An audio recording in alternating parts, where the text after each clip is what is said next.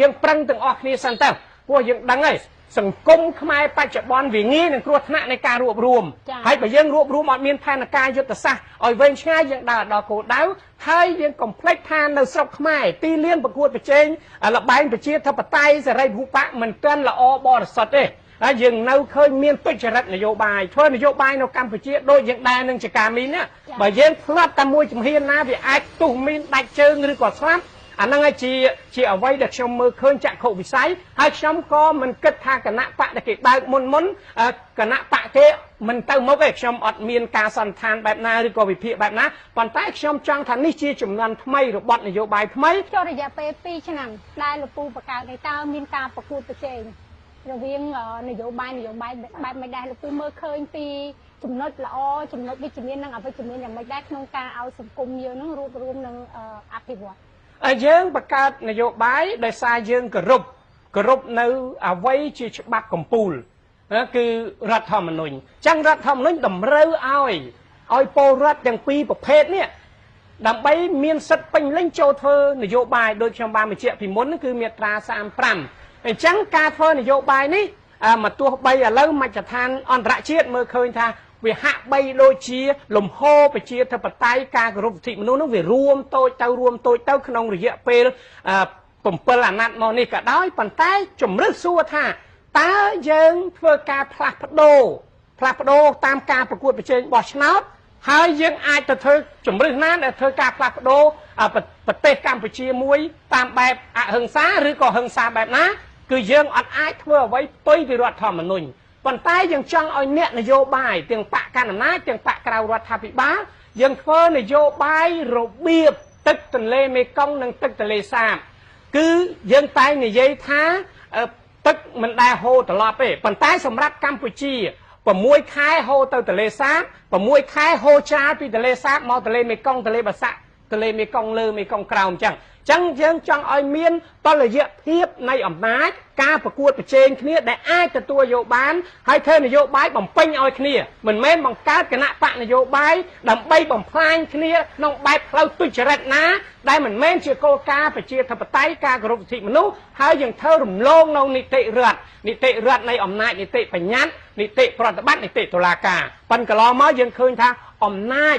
ប្រមូលផ្ដុំនេះហើយដែលធ្វើឲ្យប្រទេសវាអត់មានស្ថិរភាពវាធ្វើឲ្យប្រទេសមានបកពួក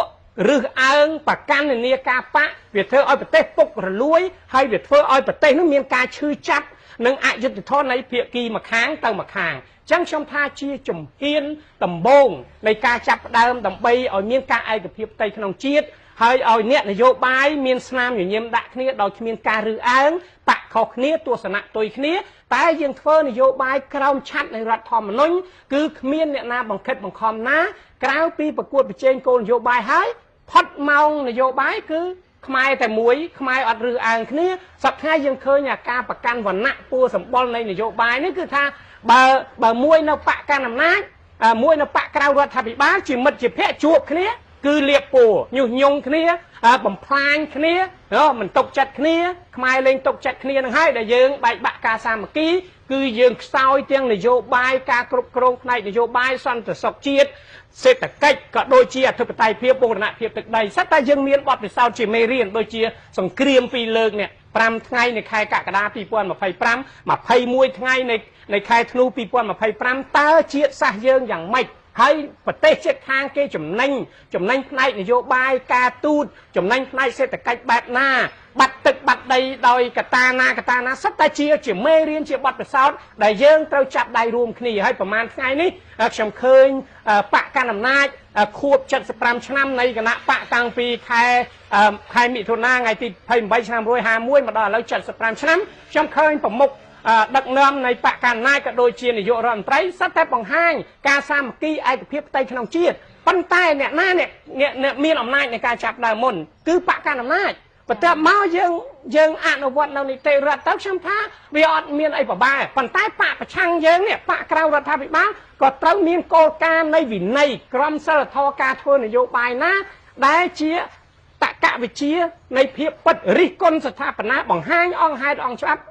បង្ហាញហេតុផលក្នុងនាមជាអ្នកនយោបាយគឺថាមកជំហានឲ្យគ្នាទៅវិញទៅមកហើយបើយើងចេះតែប៉ាតណាប៉ាតណីយើងធ្វើនយោបាយបែបភ្លើងចម្បើងយើងធ្វើនយោបាយចង់តែផ្ដួលគ្នាយើងអត់ផ្ដួលគោលនយោបាយយើងផ្ដួលតែខ្មែរបំផ្លាញគ្នាតើយើងទៅរកភាពសាមគ្គីណាបានឬយើងទៅរកភាពខ្លាំងឯណាបានយើងទៅរកទំនុកទុកចិត្តនៃប្រជាពលរដ្ឋប្រចាឆ្នោតយើងទៅឲ្យបរទេសគេជឿជាក់យ៉ាងម៉េចដូចជាករណីស្កេមអនឡាញឧក្រិដ្ឋកម្មអនឡាញដូចជាបញ្ហា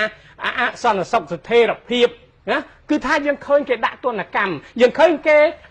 គៀបសង្កត់គ្រប់សពបែបយ៉ាងគេថ្កោលទោសពីសហគមន៍អន្តរជាតិពិសេសប្រទេសលោកខាងលិចណាអាហ្នឹងជាការឈឺចាប់របស់ខ្មែរទាំងអស់គ្នាមិនមែនជាការឈឺចាប់ហើយនឹងការសើចចំអកសើចស្បាយនៃបកនយោបាយណាមួយទេអញ្ចឹងហើយបានគណៈបកចំនួនថ្មីយើងចង់ឃើញការប្រកួតប្រជែងគ្នាដោយតម្លាភាព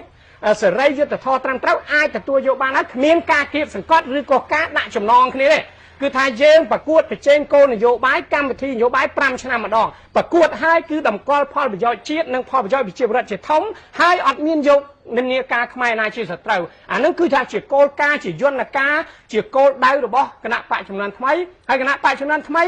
បង្ហាញការរួបរวมប៉ុន្តែយើងមានយន្តការមានពេលវេលាព្រោះការរួបរวมបើយើងមិនប្រយ័ត្នប្រយែងគឺវាងាយនឹងកាន់តែបែកបាក់ទៅទៀតហើយយើងម្នាក់រួបរวมប៉ុន្តែយន្តការពេលវេលាកលៈទេសៈនយោបាយទៅនឹងអ្វីជាយុទ្ធសាស្ត្រសង្គ្រាមចិត្តសាស្ត្រយុទ្ធសាស្ត្រនៅក្នុងប្រព័ន្ធចារកម្មចារកិច្ចគឺថាយើងគ្រោះថ្នាក់សម្រាប់នយោបាយនៅកម្ពុជាដែលយើងត្រូវកសាងទំនុកចិត្តនឹងការផ្សះផ្សារបួសស្នាមបែកបាក់រវាងខ្មែរនិងខ្មែរនានាការសខ្មៅប្រផេះគឺយើងបញ្ចប់អវបធរនឹងទៅបាទធ្វើបែបម៉េចទើបយើងអាចកសាងទំនុកចិត្តឲ្យមានការរួបរวมពីព្រោះមានមតិភាគច្រើនគេថាពេលដែលការនិយាយនឹងនិយាយបានតែមាត់តែធៀបពិតនៅខាងក្រៅគឺមិនអញ្ចឹងតើលោកពូមើលឃើញមិនថាតែយើងត្រូវធ្វើមិនខ្ញុំថាជំហាននៃការរួបរวมវាមិនមែនជាការស្រួលទេព្រោះខ្មែរយើងជាច្រើនចំនួនជាងពីសតវត្សមកហើយតាំងពីសម័យអង្គរមកបែកបាក់ហើយ700 800ឆ្នាំចុងក្រោយនឹងមកដល់ឥឡូវតាំងពីយើងមានរបបកុម្មុយនីសយើងនិយាយចាប់តាំងពីអតីតកាលនៃភូមិសាស្ត្រនយោបាយឥណ្ឌូចិនបន្ទាប់មកមានរបបខ្មែរក្រហមផ្ដួលរលំហើយមានមហាអំណាចទាំង3មានអាមេរិកមានចិនមានសហភាពសូវៀតហ្នឹងគឺថាមកយកមូលដ្ឋានភូមិសាស្ត្រនៃកម្ពុជាហ្នឹងធ្វើជាកន្លែងទីតាំងនយោបាយកន្លែងបង្កើតនៅសង្គ្រាមកន្លែងទប់ស្កាត់នៅសេដ្ឋកិច្ចនៃយុទ្ធសាស្ត្រIndo-Pacific មានន័យថា Pacific ទាំងមូលហ្នឹងគឺថាវាឆ្អឹងជំនីនៃឈូងសមុទ្រថៃមកកម្ពុជានិងសមុទ្រខាងត្បូងហើយនិងតៃវ៉ាន់នៃប្រទេសជប៉ុនទៅនឹងមហាអំណាចនុយក្លេអ៊ែររបស់គេហៅឧបទ្វីបកូរ៉េខាងជើងអីភូមិសាស្ត្រនយោបាយវាពាក់ព័ន្ធមកដល់កម្ពុជាយើងអញ្ចឹងហើយសំខាន់គឺនៅលើអ្នកដឹកនាំបច្ចុប្បន្នថាតើត្រូវរៀបចំផែនការយុទ្ធសាស្ត្រហើយនឹងការពង្រឹងឯកភាពជាតិបែបណាដើម្បីយើងមើលថាសិង្ហបុរីប្រទេសដែលយកទឹកយកប្រេងយកភ្លើងពីប្រទេសម៉ាឡេបែរជាទីបំផុតកោះមួយដែលប៉ិនទំហំកោះត្រល់គេខ្លាយជាមហាអំណាចសេដ្ឋកិច្ចមួយនៅអាស៊ានណាប្រទេសទាំង10 11ហ្នឹងហើយគ្មានប្រទេសម៉ាឡេឥណ្ឌូនេស៊ីណាមកគម្រាមកំហែងគេអាហ្នឹងគឺថានៅលើថ្នាក់ដឹកនាំត្រូវបដិញ្ញាហើយនាំនៅផែនការយុទ្ធសាស្ត្របែបផែនយន្តការណាគឺផ្ដើមចេញពីខ្លួនឯងដោយភាពស្មោះត្រង់ដោយតម្លាភាពហើយដើមនៃសេចក្តីល្អកុំចង់ឈ្នះចាញ់កុំគិតថាភាគីមកខាងអន់ហើយត្រូវតែមកអញដើម្បីឲ្យបានការឯកភាពជាតិបើឯងមិនមកទេអញនៅតែបំផ្លាញឯងនៅតែធ្វើទុកបុកម្នេញហើយយើងអ្នកប្រឆាំងអ្នកបកក្រៅរដ្ឋាភិបាលក៏យើងត្រូវមានផែនការបែបណាឲ្យគេមានការជឿជាក់ទំនុកចិត្តគ្នាជាជាងយើងនៅតែស៊ីសាច់ហត់ឈាមគ្នាបង្កើតសត្រូវបងប្អូនឯងហើយយើងមើលគំរូប្រទេសយួននេះហេតុអីបានគេសត្រូវបងប្អូនគេហើយសត្រូវសួរពូជជាមួយនឹងមហាអំណាចទៅទៀតបែរជាមកឥឡូវគេឯកភាពជាតិគ្នាហើយគេធ្វើឲ្យប្រទេសគេរីកចម្រើនមកដល់ឥឡូវគ្រាន់តែ GDP សេដ្ឋកិច្ចចំណូលថវិកាជាតិគេក្នុងមួយឆ្នាំជាង 10,000 លានសហរដ្ឋអាមេរិកហើយជាប្រទេសយួននេះគឺជាសត្រូវនៃប្រទេសអាមេរិកឥឡូវគេខ្លាចជាទំនាក់ទំនងសេដ្ឋកិច្ចមិត្តភាព ហើយជាមួយប្រទេសជប៉ុននៅជាដើមអញ្ចឹងយើងងាកមកវិញថាតើកម្ពុជាដែលមានប្រជាពលរដ្ឋ18លាននាក់នេះអ្នកដឹកនាំបច្ចុប្បន្ននេះតើត្រូវធ្វើយ៉ាងម៉េចដើម្បីជាតិទំនុកចិត្តដឹកឲ្យនឹងនាំមុខនៅការផ្សះផ្សាឯកភាពជាតិបែបណាដែលអាចធ្វើជាមួយគ្នាបានដោយគ្មានការគៀបសង្កត់កុំឲ្យបំបត្តិមកខាងទុកមកខាងហើយខ្លួនឯងខ្លាំងគឺធម្មតាសូម្បីចង្កឹះក៏ត្រូវតែមាន2ដើម្បីចាប់កាទៀវញ៉ាំយើងអាចមានចង្កឹះ1ចាប់បានទេត្រូវមានចង្កឹះ2អញ្ចឹងងាកមកវិញខ្ញុំថាជាការចាប់ផ្ដើមនៃបកកណ្ដាលអំណាចព្រោះគាត់ជាអ្នកដឹកនាំប្រទេសអញ្ចឹងហើយគាត់ត្រូវមានបែបផែនយ៉ាងម៉េចកុំបង្កើតសត្រូវបងប្អូនឯងហើយក៏មើលបកក្រៅរដ្ឋាភិបាលជាបកសត្រូវរបស់ខ្លួនត្រូវមើលបកក្រៅរដ្ឋាភិបាលជាបកប្រកួតប្រជែងគ្នាបំពេញឲ្យគ្នាយោងតាមរដ្ឋធម្មនុញ្ញសេរីភូប៉ាអាហ្នឹងបាទចោលឥឡូវតើគណៈបកឬក៏ថ្នាក់ដឹកនាំរដ្ឋាភិបាលបានអនុវត្តកម្រិតណាហើយក្នុងការរួបរวม